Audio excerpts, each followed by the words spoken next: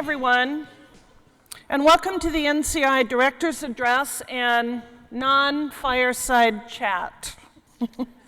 My name is Lisa Cousins. I've had the pleasure of being your ACR president for this past year, and it is my absolute honor to welcome NCI's leadership to the ACR annual meeting, to a special session to share her vision for continued progress against cancer with the entire cancer research community.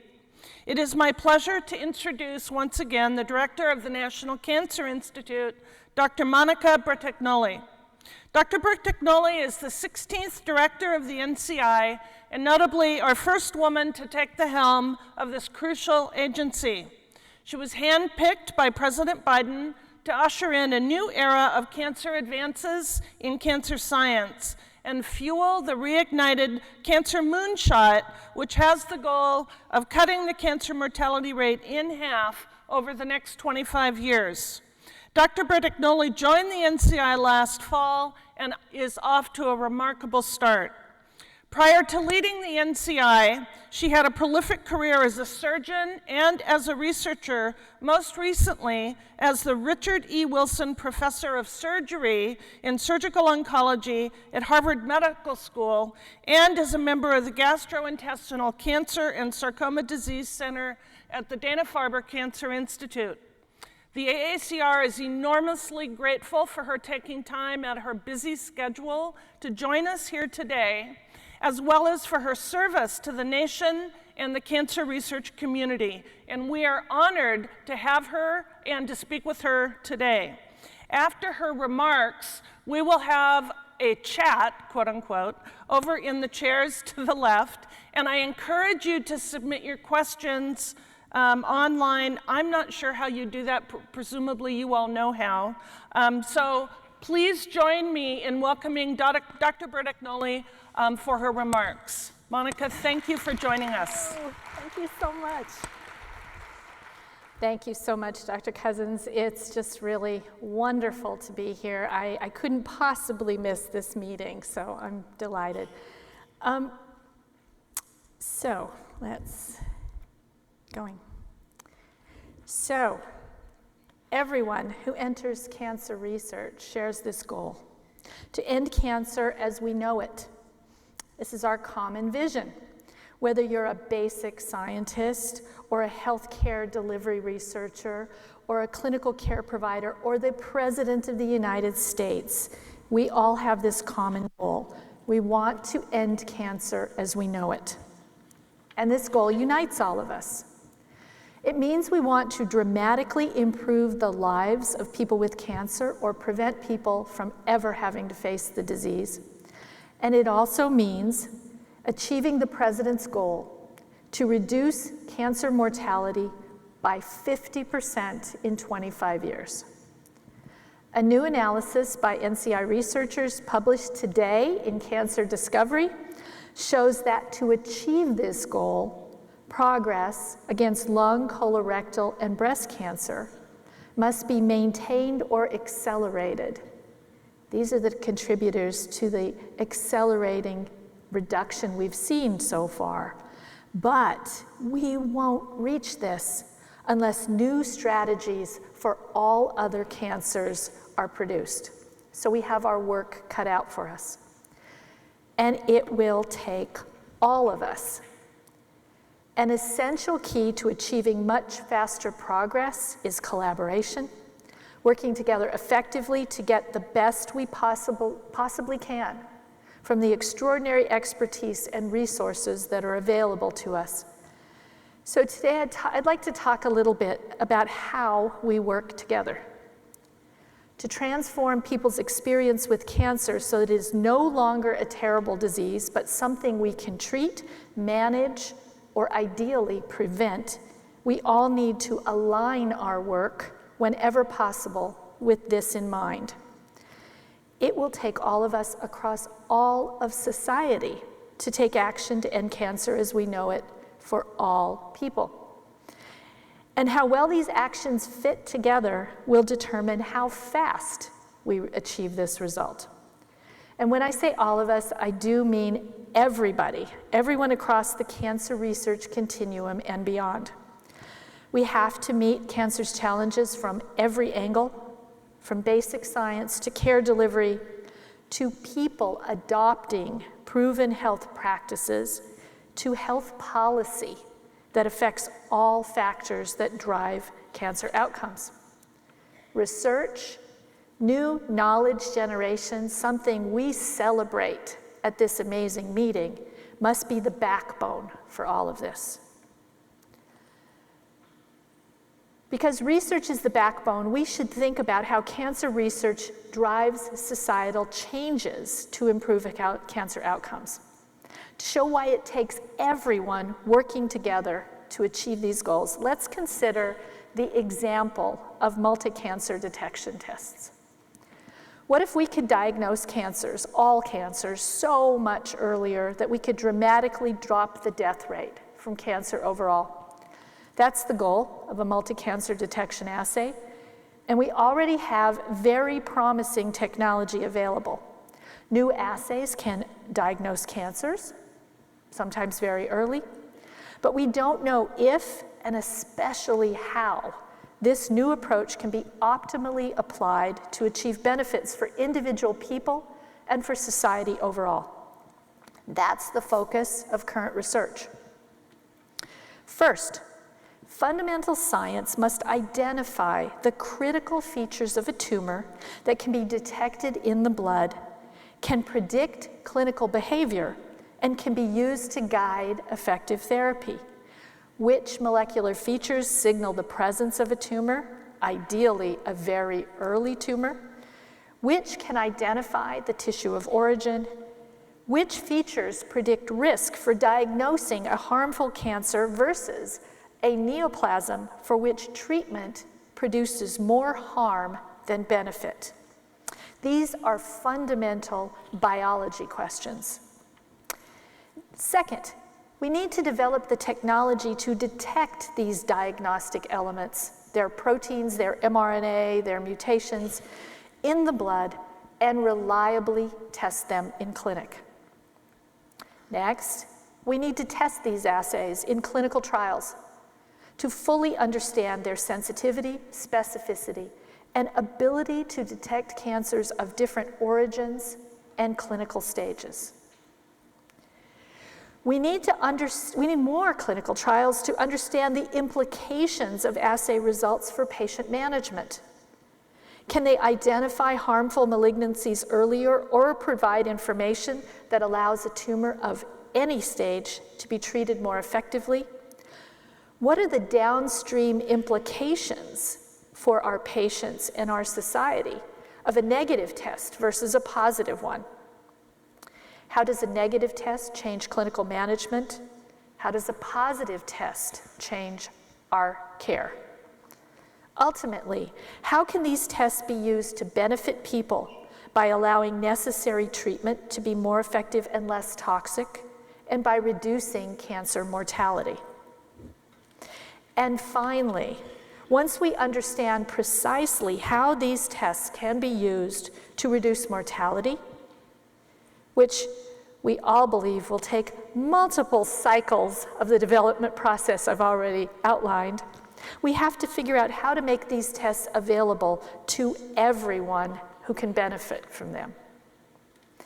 In a nutshell, we need basic science, diagnostic device development, clinical trials, many clinical trials, healthcare delivery research, and patient engagement.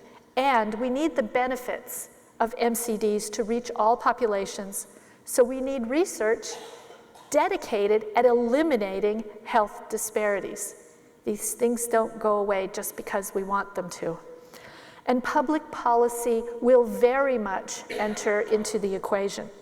Once we show that MCDs provide benefit to patients, should insurance companies or taxpayer dollars pay for the test and its downstream healthcare utilization effects? Or is this something we would place on individuals? Would a positive test on an insurance coverage application physical exam lead to higher costs or changes in coverage for an individual? Above all else, These important policy questions must be well informed by research. And finally, who will make sure that all of this is accomplished? We need a knowledgeable workforce that includes fundamental scientists, research clinicians, data technologists, healthcare delivery researchers, experts in healthcare disparities research, and yes, experts in health policy. Each of these people, working at their respective steps of the process, cannot work in silos. Speed and eventual success requires close collaboration across all of these different fields. Knowledge and data must flow between them so that they can fulfill their roles with the best information possible. Like I said, I don't think any of us believe achieving the success we want, even with this new technology, will take only one turn around the circle. It will be many. We need to find ways to effectively store and share data along each of these steps. And data from the bench has to inform the clinical environment, which in turn feeds back and informs fundamental science and health policy. For the MCD assay, these feedback loops are helping us to develop the assays and study them in people, and they will ensure that we reach a new technology that brings benefit to society. So in short, fundamental discovery is essential to everything that we do, and it takes multi-level collaboration for that discovery to benefit people. And we, the research community, must be prepared to support not just what we do, but everything it takes to achieve benefit for people. This is the reason for crafting a national cancer plan. As a start, more frequent and more effective collaboration can dramatically accelerate progress. And yet, there are many roadblocks that limit collaboration along the path to progress from the bench to the patient. We want to eliminate all of these roadblocks. That is our first and most important step to ending cancer as we know it. This is why, with many collaborators, we developed the newly released National Cancer Plan to provide a focus so that we can all work together. It is first and foremost a tool to promote and facilitate interactions that will end cancer as we know it. It details a set of goals that, if achieved, will dramatically reduce the harm that cancer causes. Each of these goals will be very familiar to them. We've been talking about them for a very long time. But they are presented in the plan to illustrate how each component of our work is essential and interrelated. We want to make it possible for everyone to not just think of their own corner, their own piece, but really see where they fit in the grand scheme of what it's going to really take to end cancer as we know it. And we want to encourage more partners to come together when their work would benefit from broader collaboration so that the whole is greater than the sum of the parts. You will see that fundamental science is interspersed throughout all of this as the foundation for all that we do. We couldn't achieve any of the National Cancer Plan goals without it. And taking the example of MCD assays used today, you can also see the interplay of each of these major goals has to be successful to achieve the real promise of cancer research and achieve changes in society that end cancer as we know it. This interplay among so many factors, many of which those even attending this conference or in this room are not participating in today, is an example of why it takes everyone to succeed. So how to engage? Not only you, the cancer research community, all of us. Through this plan, we've provided a call to action. Those doing research should read the plan, see where you fit in. Those affecting healthcare delivery Health policy should also do so, as should individuals, because really there are many parts of this plan that speak to every single one of us as people and as patients. We want to know what is currently underway to achieve these goals so that we can monitor progress and identify gaps. Going forward at NCI, we want to amplify what everyone is doing and help identify and break down barriers to collaboration. We want to hear what you're doing. We want to hear where the barriers are. We're working on the communications tool that will allow everyone to share descriptions of their work and challenges in a public forum. We will build more calls to action and concrete steps along with the Cancer Moonshot to share descriptions of work in a public forum. In the meantime, I encourage you to engage with us online and participate in the ongoing conversation. So, final thoughts. Cancer progress is still very far from where it needs to be for the people who are counting on us.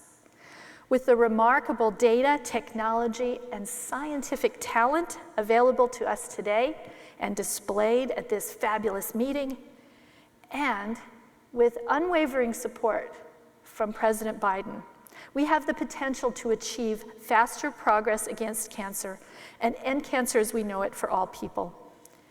We can't let your amazing work be delayed or inhibited by breaks or barriers in the transition from bench to bedside and back. How we work together across the cancer research and care continuum, fundamental science, translational and clinical research, healthcare delivery, and public policy will make all the difference. We have a plan, but now the real planning and action begins. Thank you, everyone, for this opportunity to speak today.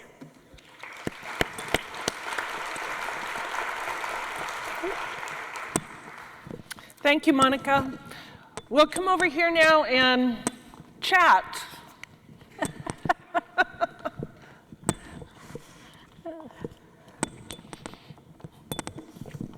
Okay. Thank you again for joining us. You are the first female director of the NCI. You're certainly the first NCI director to go through a public cancer diagnosis. How are you doing? I'm doing very well. Anyone who's been through a cancer diagnosis, who's had chemotherapy and surgery and radiation therapy will tell you it's not a walk in the park, but I've had tremendous support. My, thank God, prognosis is incredibly good. And I feel great, and I'm so happy to be here. We're thrilled to have you here. Presumably, was your tumor sequenced? No, it wasn't. It did undergo molecular testing. I had a breast cancer, and it did receive molecular testing to decide on my need for chemotherapy. And I also participated in a clinical trial to develop a new diagnostic testing approach. Fabulous, fabulous. How does your own personal cancer diagnosis impact your priorities for the NCI and the cancer research community? You know, I've been asked this a bit, I have to say very little, and I'm surprised at that too. I'll tell you why. I suspect that I am like many, many clinicians who care for patients, who think about what if it were me every time I was in clinic. You know, we all know the medical student thing where you think you have every disease you're studying in medical school. I think most clinicians do have this level of empathy with their patients where they're always thinking, what if it were me? And I think that's, what if it were me or my brother or my uncle, is the way we have all focused on our research and everything that we do. So I don't think people should be surprised, and I bet most people would say it really hasn't changed it very much. I think that's important information for the public to know. With regards to the NCI and the release earlier of the National Cancer Plan, right? It's been a while since we've seen a revised National Cancer Plan. So congratulations on getting this out. Where do we begin? What are the top priorities? Well, okay, so I have three. And I think these are again, not going to be a surprise to anyone. The first is we absolutely have to maintain and ideally continue to expand as much as we can our fundamental investment in basic research. I mean, it really is. Very happy to hear you say that. Yeah, well, it is the backbone of everything we do. Mm-hmm. And we can never, ever take that for granted. That's where our new knowledge comes, right? But on top of that are two things that I think really need major new emphasis and new investment. And that is data, science, data structures, data, everything about the use, collection, and sharing of data, especially building a system where we can learn from the clinical care environment better than we ever have before, and doing that in a way that really engages patients and respects the wishes of patients for how their data should be used. I've often said, we have the technology to do this. We know we do. Amazon knows what kind of shampoo I use, okay? If we have the ability to do this at scale for everyone who signs on to, buy shampoo, we have the ability to do this for our patients with their consent and permission. So, and it's not, again, often we think about the big data sets we already have. We know we have huge data investments. NCI certainly has been one of the leaders in data sharing for genomic data, complex molecular data, clinical trials data. We have huge existing data sets, but there are so many more that we know we need to acquire, and we need to do it with people. So that's number two. And then last of all, I think you could tell in the example of the MCD, how are we ever going to answer any of those key questions that it's going to take to really show that one new technology, a pretty important one, I think, but one new technology is really going to benefit people unless we have so much more involvement of everyone in clinical trials. So data and trials, huge need for new emphasis and new serious investment. And then finally, those two, all three of them, fundamental science, data, and trials, a true commitment to grounding to eliminate disparities. That's the plan. So clinical trials, very important, obviously. Yep. Eliminating disparities, very important. How do we take clinical trials and education about the importance of clinical trials to underserved and underrepresented communities to increase engagement and enrollment and access? Yeah, we need to invest in the people who truly know how to do this. And there are some really brilliant ones who are leading the way. It does take deep integration into the communities that have been left out. It's not easy because they've been left out, and we need to find the unique individuals who know how to bridge that. I have a wonderful colleague who is part of the National Clinical Trials Network that I will call out. Her name is Dr. Peggy Kemeny. She works at Queens Hospital in New York. She serves an incredibly underserved, challenged population there in Queens. Peggy has a food pantry in her clinic. Peggy has a little area where it's like a daycare center where a mom who has nobody to take care of her kids while she comes in to get her chemotherapy can bring her kids with her. Brilliant. And she has deals with Uber and Lyft that allow her patients who don't have access to get into the clinic to be there. This is one urban center solving urban center problems. Now, completely different are colleagues that we have who are serving very far away rural locations who have to solve another set of very unique problems to the urban locations, to the Native American and Alaskan Native communities. So no one-size-fits-all answer, and the key is to find and support those incredible individuals who know that community and know how to serve it.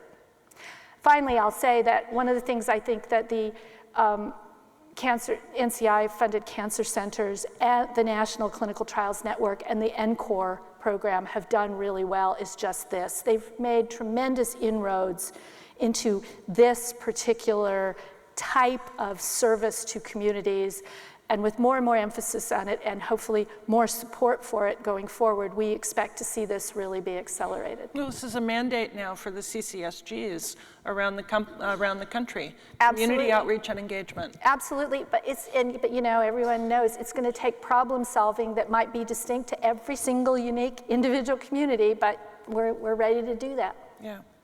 So for NCI funding, you have been very successful in raising the pay line with an additional $407 million that the NCI received last year. What's been the consequence of that increased pay line? Well, first of all, I'm not taking credit for that. I was able to. Go ahead. I was able to. The hard work of Dr. Sharpless, Dr. Doug Lowy, before I came in the door was what achieved that for us. But you know, yes. Again, commitment to fundamental science is so important. And we realize the downstream implications of those grants for the entire community. So the pay line is really, really important. And you know, the challenge is that it sounds like a lot of money that we got last year.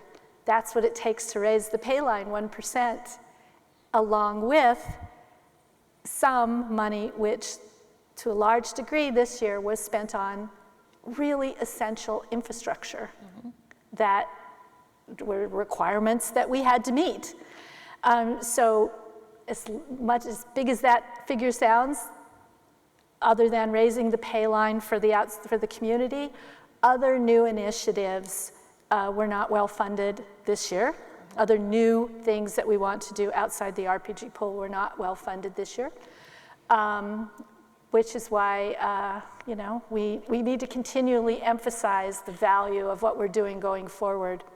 And I'm also very delighted to see that the President's budget this year calls for increases to that will help us achieve more new work. Finally, I don't know if anybody else out there knows this. I know the Cancer Center directors are acutely aware that every time we raise the pay line, we need to get another big bump the subsequent year just to keep the pay line the same. Right. You know, because of the out-year costs. So raising the pay line means we need more money next year just to stay where we are. So that's a continual challenge, based on the way that budgets are done in the federal government. Right, if you do the math, the community recognizes that what is coming after the good news is decreased grant success in future years. Absolutely. And you know, we're having a big discussion right now that we need more input from the community about. We have so many dollars to spend. We understand that the grants levels the funding levels for individual grants have been flat. But we're faced with, okay, do we fund more grants or do we fund bigger grants? It's a big, not a simple question. And you know, I think this is where we count on the National Cancer Advisory Board, the Board of Scientific Advisors, to really help us make these decisions every year, which are very challenging because we know how important they are to the vitality of the extramural community. Right, right. So the reignition of the Cancer Moonshot has clearly a major objective of the White House, Yep. a major objective for you. What does it mean for you as the NCI director with the carving out of the funds to support the Cancer Moonshot with regards to all of your other objectives? How do you prioritize those things? So I can tell you that Moonshot priorities are NCI priorities. There's no dividing line between the two. Yes, I understand that that NCI occasionally from time gets directions from Congress that say you're supposed to use this money for some particular area. But I can tell you right now that overall, the way the Reinvigorating Moonshot has been described, that those funds are to be spent to achieve the goals of the National Cancer Plan, as it can, and spent as wisely as possible by NCI together with its advisors. So no air between us. Well, that's good to know. So we hear the phrase, ending cancer as we know it, right? So with that in mind, what does that mean for you? Oh, that means that every person with cancer lives a full and active life free from any harmful side effects of their cancer. And that means, again, thinking really big, thinking about it on the person level, that means every kind of toxicity, including financial toxicity, as well as the other lingering effects of treatment. And it also means, to an even greater extent, whatever is possible, we prevent cancer so that it doesn't have to be here. Nothing short of that, Big goals. Well, that's what ending it means. And it's a goal I know we can have. I had my diagnosis. I fortunately had, I had a diagnosis based on screening, adherence to screening. It was an early cancer. It was treated effectively, and I can expect to hopefully live out a full and long life with really minimal or no side effects from my cancer and my treatment. We want this for everyone. The other thing I want everyone to know, because it was one of the first things I thought about when I was thinking about what treatment I would receive, literally all of the treatment that I've received came from clinical trials and clinical work funded by the National Cancer Institute. So there you go. I want everyone who has a cancer diagnosis to have the kind of treatment and outcome that I expect to have. So a major component of ending cancer as we know it is delivering that care to rural communities and providing access, easy access, a major goal. A major goal. Yeah. And one that's very personal for me. I grew up in a rural community, and I remember my father had a head and neck cancer, and when he needed radiation for his cancer, he had to move 350 miles and live in another city to get his radiation therapy because there was nothing available locally. And this is reality for many people in many parts of the United States. So delivering care to them, because the financial and familial hardships for that are insurmountable to many. Yeah, spanning the gaps. And, of course, a hub and spoke model is absolutely required for many things. I don't see radiation therapy showing up in a remote Wyoming community of about 2,000 people, frankly. But I do see, or CAR T therapies, but I do see an integration with what can be done in the communities versus in a close relationship with many of our cancer centers, and these are being built. These have existed and are being really more and more emphasized today, and is one of the great values of the whole Cancer Center program. Okay, so shift gears a little bit. Okay. ARPA-H, major investment from the federal government, right?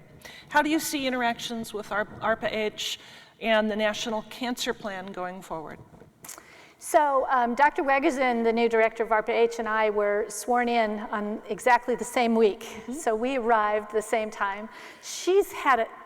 I got to take over an agency that was in, perfect hands before I got there. I mean, just and she got to take over an agency that really had nothing yet. So boy, there was a big difference in what we had to tackle. That being said, we've been working together from the very first in deciding how we are going to collaborate to achieve the best of both approaches. The approach for ARPA-H is to do very rapid deployment of multiple approaches to tackling central problems. Sounds like what we all do, right? But their approach is really to be more built on multiple cycles of high risk, high reward attacks on a particular problem. So while NCI and most of what we do take a really long view, we're going to stick with something and see it through, and it may take us decades. ARPA-H thinks about very short-term achievable goals that are technology or very specific problem focused. And that the idea that if we're tackling a problem, we might launch 5 different parallel efforts expecting 4 of them to fail. Something like that. It's a different model, but it's one that we will love. I think we're going to have a great time working with. It's incredibly complementary, and we've already now started working with Dr. Wegersen's team to make sure that good ideas that are coming from NCI researchers are integrated into ARPA-H objectives and plans, and that we're communicating back and forth to make sure that what gets developed at ARPA-H gets deployed at NCI. So that's the plan. And so far, it's going really well. Good. Some exciting things coming in that interaction, I think. So the ARPA-H funding model is, as I think about it, it's not specifically dedicated to cancer. Yep. It's to treat or to deal with biomedical issues. And so with technology transforming basic science across the spectrum, that requires significant investments in infrastructure to manage data, so that data can be stored and shared. Big impact for the cancer community. How are your communications with Renee in addressing fundamental issues of technology, data storage, and data sharing? Oh, now a mandate really, from the NCI. I'm really glad to hear this. So this is one of the areas that we're working with ARPA-H on very carefully right now. There are so many gaps, so many needs in data processing, data visualization, data collection that are really amenable to this technology-focused, rapid development environment. And we are actively engaged in a number of projects exactly along those lines. That it's really not proper for me to share exactly what they are right now, but I can tell you it's a big focus of our interaction, one of the focuses of our interactions with ARPA-H. That's really good to hear. Yeah. Do they have enough funding to make an impact? Yes, they have enough funding to make an impact to get started, but like all of us, it will need to be sustained. It will need to be sustained. And we really want to see this new mechanism succeed, because it truly can be a great complement to what we're doing, and really, and span across all of health. There are so many things that we all know where cancer has led the way for other diseases. Absolutely. Not making that happen by chance, but making that happen deliberately would be nice. There's another area where more interaction would be very helpful, I think. Okay. So switch gears a little bit again. We're coming out of the COVID pandemic. We're here in person. 97% of the registrants are at the meeting physically. Many of us aren't in mask all the time. So we're emerging. The impact on cancer screening because of the pandemic, where clinics were closed, individuals were apprehensive about going for screening, there will be an impact upon diagnosis, treatment, et cetera, going forward. What are your thoughts about how we address that? Well, first of all, we don't yet know what that impact is. Right. One of the problems is our ability to truly understand how big the gap in screening has been is still imperfect. I mean, this is a great example of which COVID illustrated better than anything about how we really lack the ability to obtain and process and properly analyze data quickly from the clinical care environment. You know, you all will notice there's a really, I think, wonderful manuscript that was done by the Division of Cancer Epidemiology and Genetics at NCI, looking at what it will take to achieve a 50% reduction in cancer mortality. And analysis of data cancer trends and survival trends was done. And you can see there, though, that the cutoff date for the data used in those analyses was 2019. We don't get cancer data in real time. We don't even get cancer data in a year's time. Lag. Huge lag. And then who are we missing? So many that we're missing. So you're just even the screening issue, you know, without data and without knowledge of what is happening there, it's hard to act, it's hard to respond strategically and properly. You just allowed me to kind of illustrate one of my pet interest areas. But so let me just answer the question more thoroughly. You know, we will see a lag for screening. I do think it is rebounding. We have some major efforts, American Cancer Society and its plan on return to screening. We're starting to see much more public emphasis on return to screening, and I think we are going to catch up, but we will always have a survival hit that we will take because of the pandemic for many reasons, screening being one of them. Indeed. Lots of primary care visits missed. Right. So we would be really very happy to take questions from the audience, in addition to prepared questions that we have here. Are there questions? Please.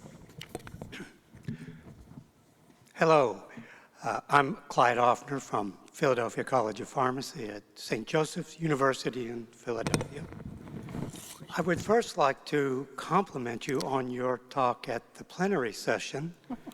I was just blown away. It was so impressive. It was so inspiring. As a faculty member, I wish I could give such good talks. Thank you so much. I have just a general broad question. After hearing all of your comments, it's a quite daunting job ahead of you. Why do you want to do this? You know, there are two reasons you want to do something like this.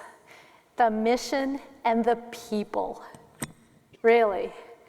And of course, the mission is easy because it's one we all share. But I'll tell you, what makes it a complete pleasure to be able to have this role at NCI is, first of all, just amazing, amazing people of NCI and NIH. And you know, the ability to work with them, and my biggest job is just, number one, help make it possible for everybody to do their good work. So try to be that ambassador that really makes it possible for that work to happen. And then just the great pleasure of trying to stay out of their way so that they can get everything done, because they're amazing. Dr. Jaffe, please. Monica, first I wanted to thank you for your leadership and also your bravery. Seriously, as someone with cancer, to be so public about it for the good of all patients is just amazing. So, I think a lot about these models of how we try to get screening into our communities, and I love what you described, and I'm so behind, as you know, the National Cancer Plan. I hope everyone embraces it and utilizes it and makes progress. But could we think about some other models? Like you said, you can bring people 300 miles somewhere else, or we have pharmacies sitting in every community. Could we do a pilot study, engage these pharmacies, and get screening to the community? Yeah. Now, of course, and I'm not naive, then we have to figure out how do you pay for the colonoscopies and everything else. But there has to be a way that we get out there now and get more people in their communities. Yeah, Liz, thank you so much for that. And you know, there are a number of these initiatives already underway. You know, I can give, one example that's done in collaboration with the CDC is a colorectal cancer screening initiative in Native American communities that is very powerful. That's just one I can pull off the top of my head. Another one is the interactions that we're now being built with HRSA is now supporting with all diverse communities and helping link them to cancer centers. That one's tremendous. So yes, and double that on really everything we do, not just screening, right? Please. Thank you very much for the presentation, for the great work you and your colleagues do. I'm Rusty Semikov. I'm Ukrainian here in Houston for the last 3 years, a physician and in cancer research. I've seen that for the last 30 years, statistics, cancer death rates in US dropped down like 30%. Significant improvement achievements with you and your team and all the doctors here do. What about addressing or help address some inequalities in the world outside in US, where a major burden right now of cancer grows and continues to grow? In Ukraine, just a brief story, my mom was misdiagnosed with cancer, breast cancer 30 years ago. And it was, she started chemotherapy, radiation therapy by local doctors. And by occasion, there were medical missionaries from US who came and suspected that it's not a cancer. And they brought her to St. Louis and, did a biopsy and said it's not a cancer. And she's been cancer-free for almost 25 years before she got actually the cancer and needed the operation and treatment. So there is a big gap in knowledge in early diagnostics, proper diagnostics and treatment across the world. It's better right now in Ukraine until the war started. Right. As the war started, there are a lot of challenges again. So my question is there programs, international programs? What's your vision for NCI helping address cancer inequality and challenges outside the US? And for me particularly, Ukraine is a priority. Yeah. Thank you. Yeah, so NCI's Center for Global Health, which is led by Dr. Satish Gopal, is very, very invested in really thinking globally about what we can do to reduce the burden of cancer. And so some of the activities, I can just tell you, a focus on eliminating tobacco use, something that we've still got a ways to go in the United States, but other countries have an even bigger burden, and that we know will have a very profound impact. Eliminating viral causes of cancer. Cervical cancer, leading cause of death in women in some countries. And we have Dr. Doug Lowy, I think, here with us today, whose work has made it possible for us to eliminate that disease. But to see that applied globally is absolutely critical.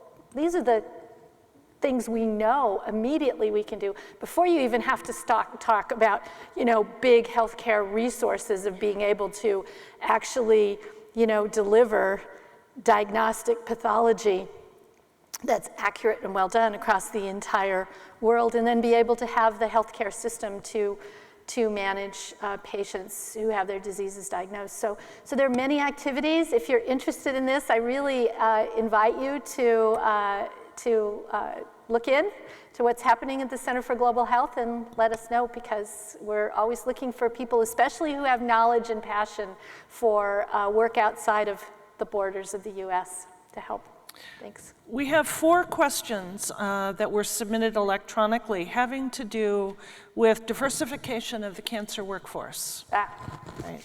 Yeah. And really wanting to know, how do you plan to impact that to ensure that minority researchers or underrepresented in the biomedical community are more representative and educated to come in? Yeah. So building off of long work for the Center for Reducing Healthcare Disparities at NCI, there have been significant efforts across certainly the cancer centers and the broader community to increase the diversity of our cancer care workforce. And as you say, it's not just diversity of race and ethnicity, it's also diversity of thought and you know, a lot of what the National Cancer Plan is all about, right? It takes many different talents. One program that was funded by the Moonshot that I think is particularly promising is the Cancer Moonshot Scholars Program. This is a brand new program that actually has grant funding specifically set aside for it, that is designed to bring new investigators into cancer research with an emphasis on diversity of input, thought, and perspective. So we'll see, I think, a great success coming from Cancer Moonshot Scholars. We'd like to see that become a nidus that could then get propagated out. Yeah, perhaps the ACR could partner along those lines insofar as getting the word out. That's a very important, important project. Moonshot Scholars Program, 35 new grants coming even this year. So there's a lot of, it's a good start. Yeah, wonderful. Please. Thank you very much for everything that you're doing. I'm CEO of Fanon, which is a biotech group based in Houston, and we are the most active early-stage drug development group, really outside the biotech clusters, Boston, San Francisco, if you will. We live in an exciting time, right? Huge amounts of innovation in the basic discovery research side and early, lots of insights. And then a lot of work, including what you referenced in terms of, creative ways to do clinical trials, screening, et cetera, et cetera. There's a lot of discussion, and has been for a long time, in terms of how we take the breakthrough research at labs and get it to the point where you can actually evaluate them in patients. And our perspective is that by far the biggest roadblock, the biggest bottleneck in the process is one that nobody, at least in forums like this, even thinks about or talks about or even appreciates. And that is really what I would call product development. And so if you think about really what happens, you have literally hundreds of billions of dollars of basic research that comes out from all of these huge, amazing academic centers, including NCI. But a very, very tiny sliver of that actually gets to the point where it can be evaluated in a clinic. And the challenge is, I think, academic researchers, with the exception of cell-based therapy, where basically they develop things which can be tested in patients, most academic researchers focus on developing what I would call proto-drugs, because the final product there is something that cures cancer in mice. Right? That's really the primary focus. And historically, we've depended on pharma and others to try to pull that out of academic institutions. We have translational research, which is not the same as product development. It's necessary, but not sufficient. And the challenge is, and you're probably aware of this, right, about 85%, more than that, of what I would call the biotech ecosystem, which takes really important proto-drugs and takes them into clinic, takes place in places like Boston, San Francisco. But if you look at where the NIH-funded research takes place— Is there a question? Yes, okay. The question is really, right, 13% of NIH-funded research actually takes place in Boston, San Francisco. So what are we doing to actually try to improve? And there's been work like REACH, which tries to create entrepreneurs out of researchers, but it's a completely different skill set. So I'm just wondering if you've given any thought to figuring out how you can build the product development, early product development ecosystem.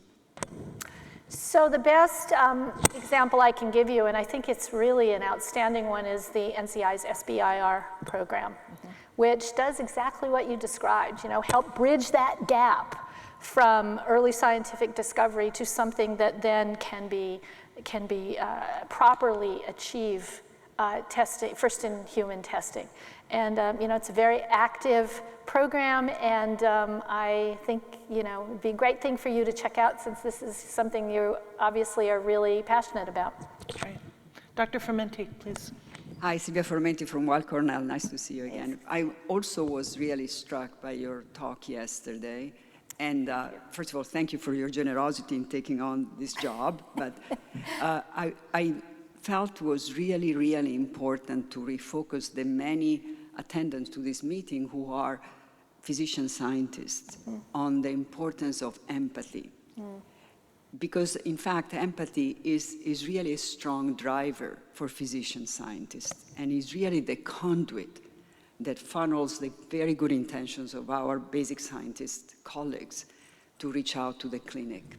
And I personally found a lot of empathy from the basic scientists when we want to apply some discovery to the clinic. And we don't talk about it enough. We don't talk about the lack of empathy as a source of burnout, our crisis on physician scientists.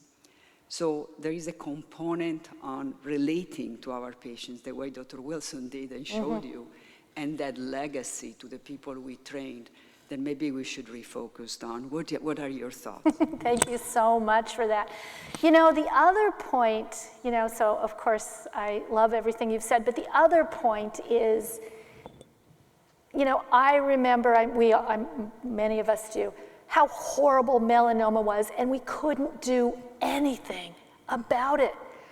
And just how getting this far with melanoma gives us so much hope and really makes us energized to do that for pancreatic cancer, do that for, you know, that's just the, you know, most common example of one of those terrible things. You know, really, it gives us hope that, yeah, if we just keep at this, the way, you know, and harder, faster, we really can make that kind of progress. So it's not only that, it's also the hope that, you know, when he had his diagnosis, just, he was determined to conquer it, but there was nothing there for him, and now there is. That's just, to me, it's just why we're all here, and so wonderful. So the advent of immune therapies, I think, can be heralded as really driving the improved outcomes across the board for many malignancies. Yeah. Well, yeah. It's important to recognize that the immune therapies that are now standard of care for many malignancies, while not being perfect, have changed the game. All of those stem from fundamental investments in basic science 20 or 30 years ago. How do we educate the public on the long game? Because we have to keep investing in the basic science to realize those dreams down the line. How do we do that more effectively? Yeah, I know. Every time I see, you know, some new breakthrough where it's yet to hit it's really from the basic lab. It's so exciting. Yet it hasn't yet translated into a clinical result. And then you realize that of all those new wonderful breakthroughs, such a tiny percent actually make it through. So we spend time celebrating a lot of breakthroughs that don't get all the way through. And you know, that is a part of really health literacy and understanding what the process of science really means. You know, everyone else, so many people who aren't scientists see these big things and then they say, well, why isn't there something there for me? You know, it's a lack of understanding, you're exactly right, of just what it takes. But the other thing is the recognition that these things are building blocks, one builds on the other. And every one of those new results is what it takes to eventually lead to a success. So I just think we have to keep telling this story. People are pretty, you know, I think they will understand it if we communicate it properly, and probably we need to do more of that. I think communication across the board is the key here, key. One question in addition from online, and I'm going to read this. Okay. There's a crisis with the next generation of cancer researchers, especially postdocs, who are choosing to forego academics because they can't earn a living wage. Paying more plus high costs of inflation, it's not possible with the flat grant budget. How do we get Congress to recognize this as an issue and change funding at the earlier stages of the career? So, I think raising awareness overall of what our real challenges are is something that, certainly we take very seriously. And you will see, when people ask me, what's the one thing that keeps me up at night more than anything else? My answer is always our workforce, the next generation, how we're going to support them and make sure that they get everything they need. That is the single biggest thing that gives me concern, because I don't think we have the ready answers other than more support, more mentorship, more engagement in everything we're doing. But it is going to take more support. I would say voting. Well, fair enough. I'm very proud to say it is one of the 8 major core requirements of the National Cancer Plan. It deserves that level of investment and visibility, so that's a first start. Yeah, wonderful. Please. Hi everyone, Maria Scerto from Providence. Thank you for this wonderful presentation. Thank you. I have one question in relation to data sharing. I think that it's really, really important. And actually I have 2 questions. The first one is, in my previous life, I was working in a big pharma company, and I came to realize that there are data, a great amount of data that are available in pharma company, but they might be not accessible to all, maybe coming from negative clinical trials. But those data are important to be leveraged. So what might be the plan to have access to those data, to work with the big pharma and have access to this data? And the second question I have, which is always in relation to data, is now that I have like my own lab, we are generating a lot of high throughput data, right? But at one point, I'm worried about the standardization. So how can I be sure that the data generated in my lab are good enough to actually provide very insightful suggestion for other people? So is there a standardization task force that NCI is putting in place that actually we can follow to make sure that we are doing things correctly? Thank you so much.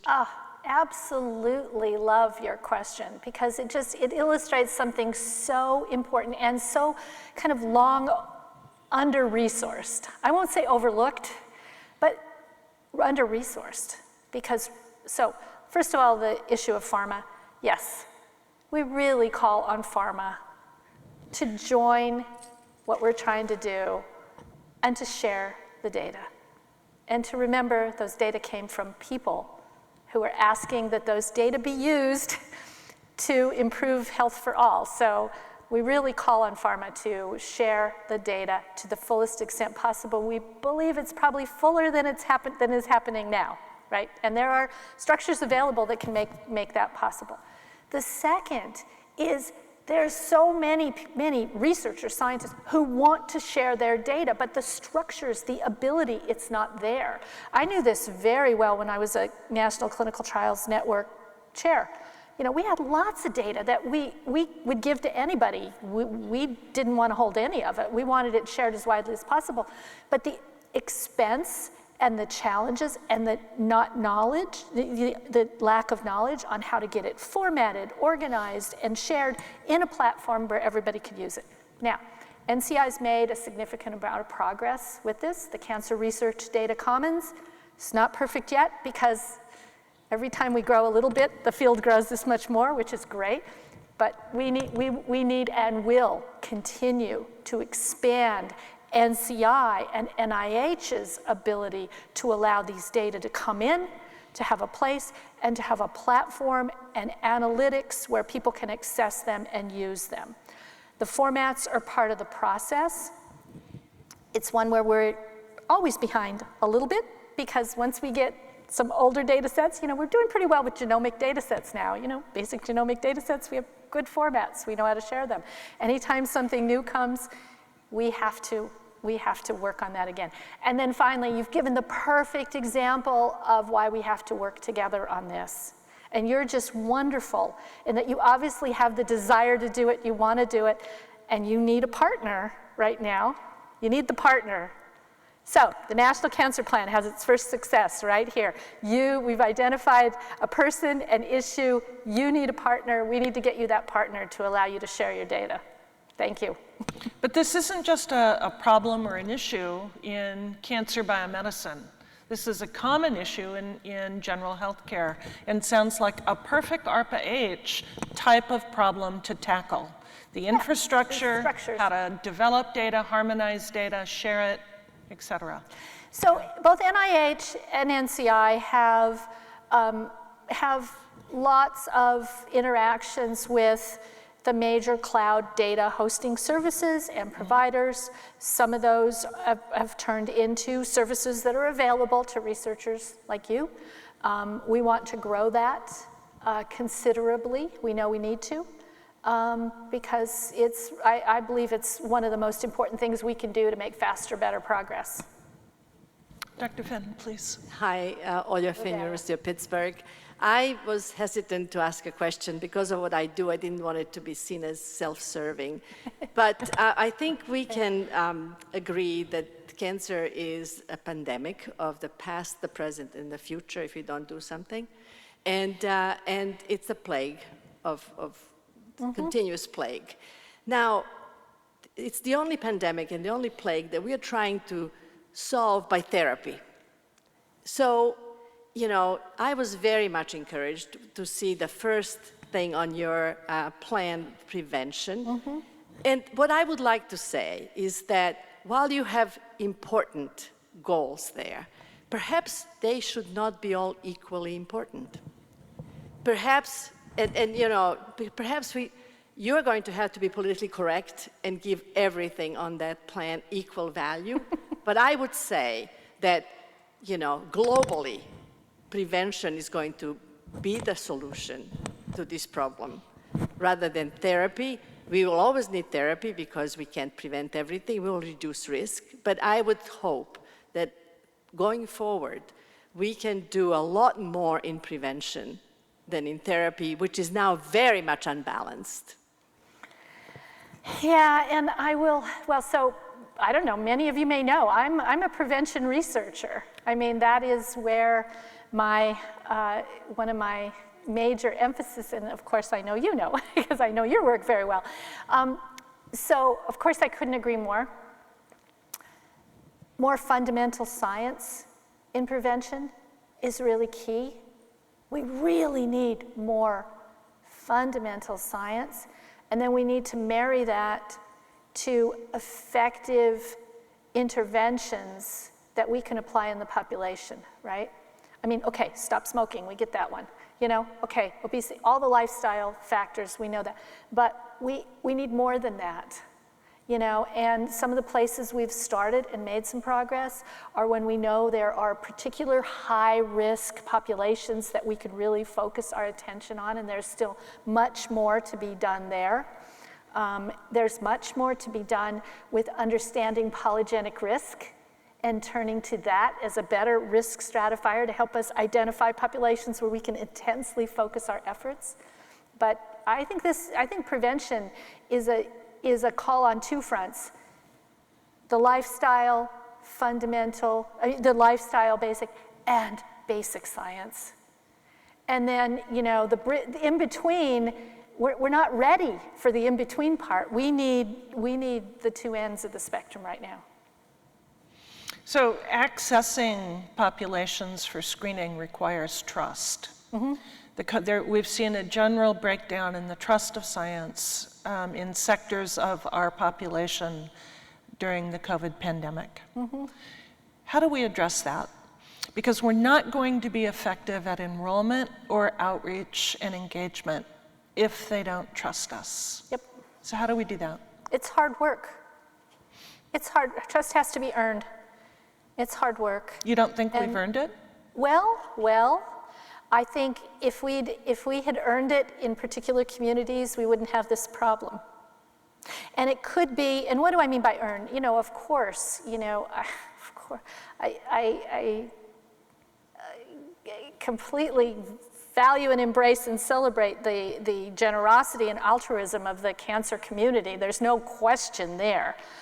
But there certainly are populations that have low health literacy or that have been left out for whatever reason. And this is also one of the reasons for the National Cancer Plan, is to say that us as a research community can have a role in bridging that gap. We can't just leave it to public policy or just leave it to primary care providers or just leave it to, you know, the nightly news. We have to get more involved. And some of it can be research, obviously. More research into understanding how to communicate. That's a really essential area of research that we need to pursue a lot more. Goes along with any research, any avenue toward eliminating disparities begins with an element of better communication and better engagement of those populations. So it's kind of front and center in the research strategy to start to bridge that gap. So one of our plenary speakers yesterday was Dr., I'll mispronounce his last name, Larcohen, who leads the HIV malignancy area at NCI. And so the reason we wanted him to speak at the plenary is that we have a generation that doesn't necessarily appreciate that HIV killed everyone. Right. Period. And it's because of basic science and the partnership that led to development of therapeutics, clinical trials in marginalized populations where we've essentially cured AIDS. You don't necessarily die because of therapy. Now, we don't have a vaccine, but how can we leverage the success of science and outreach and policy, just learning from HIV, to impact the broader problems around cancer? Right, by going deep into those populations and serving their needs. You know, that's the other part of building trust, right? Earning trust is you've done something that has served a need that they recognize and have. You know, and I think in the HIV/AIDS population there, oh my God, was an incredible need. And once that population had researchers working with them that they could trust, a great amount of progress was made, and we need to do the same thing. Yeah, and it's sadly, there's still a ways to go for that terrible disease, but yeah. Yeah, I think one of the brilliance of Dr. Fauci, I think, was he knew to engage his most outspoken critics, and he got them to be partners. Right. And I think that's what you're getting at. We need to identify the people that can help us because they know their communities. You know, Phyllis Nasi, who's a Native American, she's a member of the Cherokee tribe who's worked with us. I've worked with Phyllis before in Alliance and now closely on some disparities in the Native American community. And she gives an example, she's a Native American, that it took 4 years for her to get permission from one of the communities for them to come in with a cancer center engagement program to be started. It took that long to earn the trust of the tribal leaders to get them to come in to start working with that community on bridges to cancer prevention and care. And 4 years, and she didn't give up. They didn't give up. They kept going for 4 years until they got that permission. And now, and what did they do now? This is at Huntsman Cancer Institute in Utah. And now the tribal leaders are members of the research team and come to the meetings at Huntsman when there's going to be an advisory board meeting for the overall program. All the tribal leaders come. That's how it happened. And so it took 4 years, and she didn't give up. So I think there's also that element of it. If you get a no thanks, you got to keep trying. Staying power. Yep. Yeah. So there are many comments and questions here for you, but overwhelmingly people are saying thank you. Oh, thank you. And thank you from me, from the AACR, for your service to the community, your dedication, and your willingness to be public with a very private journey, because we've all educated and we've all been educated by your journey, and we appreciate it a great deal. Thank you so much. It's a great honor. Thank you, everyone. Thank you. Okay.